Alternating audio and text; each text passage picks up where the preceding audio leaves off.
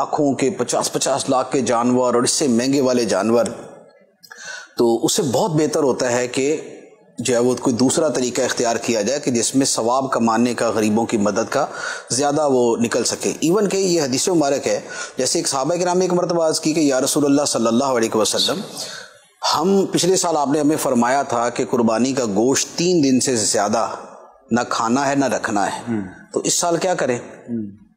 فرمایا کہ میں نے تمہیں منع کیا تھا 3 دن سے زیادہ رکھنے اور کھانے سے، لیکن اس مرتبہ تم کھاؤ، صدقہ کرو، ذخیرہ کرو، تینوں کی اجازت دی۔ اور ساتھ میں وجہ یہ بیان فرمائی کہ پچھلے سال لوگوں کے حالات تنگ تھے،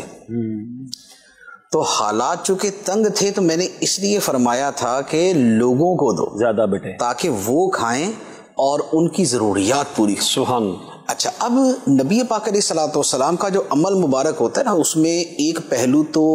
تشریع کا ہوتا ہے، شریعت کا حکم بنانے کا۔ صحیح۔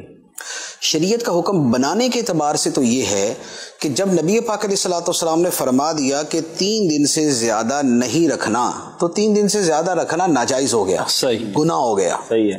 اور واجب ہو گیا کہ 3 دن کے اندر اندر اسے اب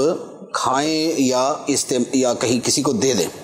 اور جب نبی پاک علیہ الصلوۃ والسلام نے اجازت دے دی تو وہ جو عدم جواز تھا وہ منسوخ ہو گیا اور اب اجازت آ گئی۔ ٹھیک،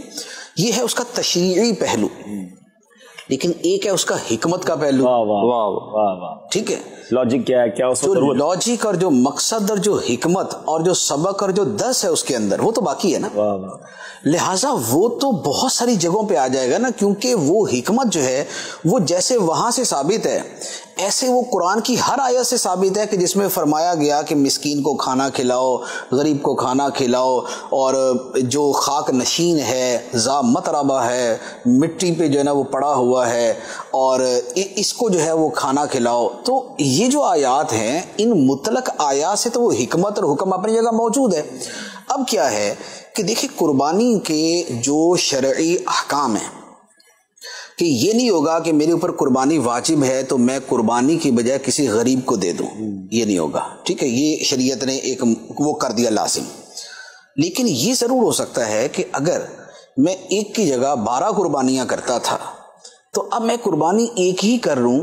لیکن بقیہ 11 قربانیاں جو ہیں اس کا میں وہ طریقہ اختیار کروں کہ جس میں غریبوں کو فائدہ ہو جائے۔ اس بات جو امیر علیہ سنت بلکہ کئی سالوں سے ترغیب عطا فرما رہے تھے نا کہ کئی لوگ کئی جانور کرتے ہیں، تو یہ جانور بھی اگر آپ غریبوں میں بانٹ دیں، اور سب اس کا بڑا امپیکٹ ہوا۔ ہمارے ایک بہت قریبی رشتہ دار ہیں، جب یہ انہوں نے سنا اور ماشاءاللہ ترغیب دلائی گئی تو 27 بکرے جو ہیں انہوں نے ماشاءاللہ اپنے ملازمین میں، اپنے رشتہ داروں میں بانٹے۔ جانور جو ہے مناسب درمیانہ